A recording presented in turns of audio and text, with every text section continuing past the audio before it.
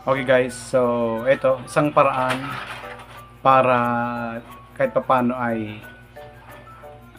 malinisan natin ang ating laptop at bumalik sa dati yung performance niya, kasi ito yung dahilan kung bakit kahit papaano ay humihina yung performance niya. Okay, so i-delete natin yung mga downloads kasi sa recycle bin yun yung mga files natin na deleted.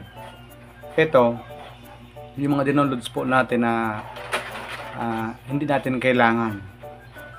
Okay, paano natin ba siya i-delete? So ang gagawin natin guys ay punta po tayo sa Google, punta sa download history, ito. Then after that, yung 3 dots po, ito, 3 dots, ayan, click natin yan, tapos i-click mo po ang downloads, ito. Okay, click po ang downloads. So yan yung mga dinownload po natin, yung history po ng downloads natin. Pag dinelete mo po siya dyan, pag click natin yung X, nandyan pa rin po yun kasi downloaded din natin siya. Ito yung dito lang po siya sa Chrome makikita.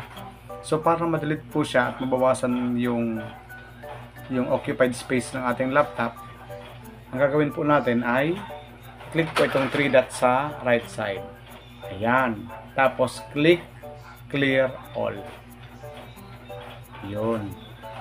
So ayan, malinis na po ang ating laptop, yung natin yung space ng ating laptop. Okay, so thank you, sana nakatulong. God bless.